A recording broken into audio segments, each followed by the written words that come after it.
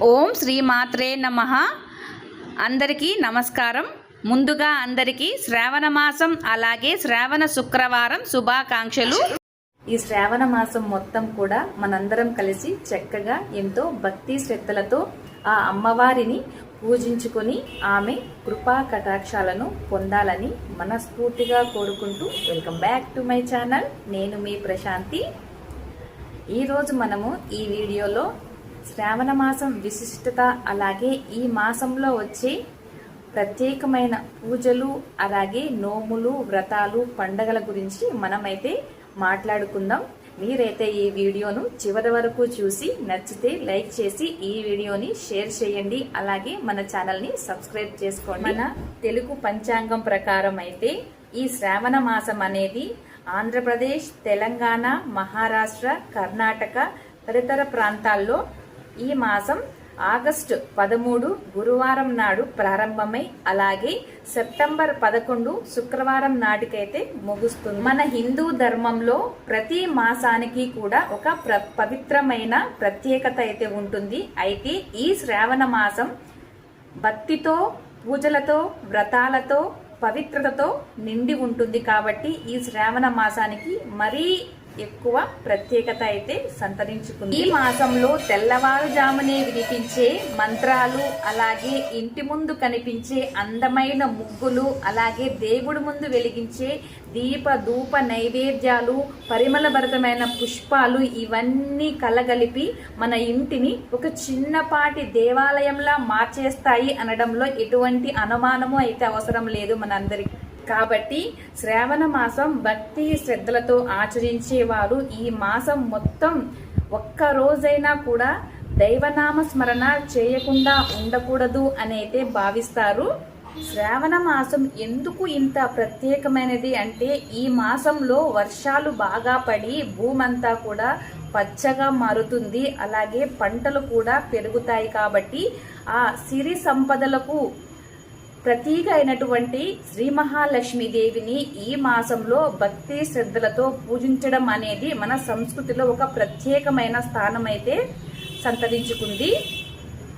ఈ శ్రావణ మాసంలో ప్రత్యేకంగా శ్రీ మహావిష్ణువును అలాగే పార్వతీదేవిని అలాగే శ్రీ మహాలక్ష్మిని శ్రీ మహావిష్ణువును ప్రత్యేకంగా పూజించడం అనేది అనాదిగా అయితే వస్తోంది. మనకు ఎన్ని సమస్యలు ఉన్నా కూడా దేవుడి ముందు దీపం వెలిగించి అక్కడ కూర్చుని మనస్ఫూర్తిగా దేవుణ్ణి ప్రార్థించామంటే మనకు ఏదో తెలియని ధైర్యం అయితే మనకు కలుగుతుంది. కాబట్టి పూజ అంటే కేవలం కోరికలు కోరుకోవడం మాత్రమే కాదు, మన మనస్సులోని బాధలను భగవంతుని పాదాల చెంత ఉంచి భగవంతుడా నాకు ఏది మంచిదో దాన్నే ప్రసాదించు అని నమ్మకంతో కోరుకోవడం అన్నమాట. ఈ మాసంలో ప్రత్యేకంగా శ్రావణ సోమవారాలు అలాగే శ్రావణ శుక్రవారాలు, శ్రావణ శనివారాలు అలాగే మంగళవారం నాడు మంగళగౌరి వ్రతం అలాగే వరలక్ష్మి వ్రతం లాంటి ప్రత్యేకమైన పూజలు భక్తి శ్రద్ధలతో ఆచరించడం అనేది ఆనవాయితీగా అయితే వస్తుంది. ప్రత్యేకంగా శ్రావణ సోమవారం నాడైతే శివుడికి నీటితో అభిషేకం చేసి బిల్వపత్రాలను సమర్పించి వీలైతే దగ్గరలోని శివాలయానికి వెళ్లి ఓం నమః శివాయ అనుకుంటూ జపిస్తూ ఆ శివుని స్మరించడం అనేది చాలా శుభప్రదంగా అయితే భావిస్తారు. అదే విధంగా శ్రావణ శుక్రవారం నాడు తెల్లవారుజామునే లేచి ఇంటినంతా చక్కగా శుభ్రపరుచుకొని ఇంటి ముందు అందమైన ముగ్గునైతే వేసుకొని ఇంట్లో ఉన్న అమ్మవారికి పరిమళభరితమైన పుష్పాలు అలాగే దీప ధూప నైవేద్యాలు సమర్పించి భక్తి శ్రద్ధలతో ఆ లక్ష్మీదేవి అమ్మవారిని పూజించడం అనేది కూడా చాలా మంచి ఫలితాలనైతే ఇస్తుంది. అదే విధంగా ఈ మాసంలో తులసి ఆరాధన కూడా చాలా ప్రత్యేకమైనది. ఈ మాసంలో తులసి దగ్గర సాయంత్రం వేళల్లో దీపం వెలిగించి ఓం నమో తులసీదేవి అయి నమః అనుకుంటూ జపించడం అనేది చాలా శుభప్రదం. అదేవిధంగా ఈ శ్రావణ మాసంలో ప్రత్యేకంగా మంగళవారాలు మంగళగౌరి పూజకైతే చాలా అనువైనది, చాలా శుభప్రదం కూడా. అదేవిధంగా శ్రావణ శనివారాలు ఆంధ్రప్రదేశ్లో అయితే ఈ శ్రావణ శనివారాలు చాలా అంటే చాలా ప్రత్యేకంగా అయితే జరుపుకుంటారు. ఈ రోజున ఎన్నో దేవాలయాలను పుణ్యక్షేత్రాలను దర్శించుకుంటారు. అలాగే శ్రీ మహావిష్ణువును అలాగే వెంకటేశ్వర స్వామిని ఆరాధించడం అనేది ఈ రోజు చాలా అంటే చాలా శుభ ఫలితాలను అయితే మనకు ఇస్తుంది.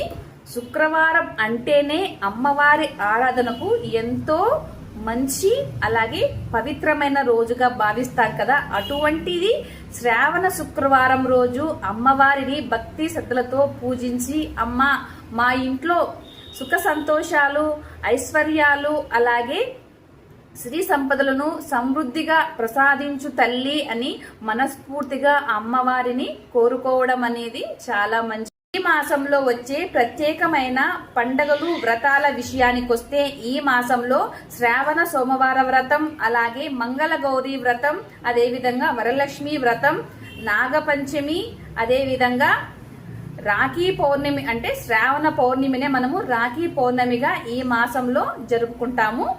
శ్రావణ మాసంలో భక్తితో చేసే పూజలు వ్రతాలు అలాగే దాన ధర్మాలు మనసుకు ప్రశాంతతను అలాగే దైవానుగ్రహాన్ని ప్రసాదిస్తాయని సాంప్రదాయ నమ్మకం.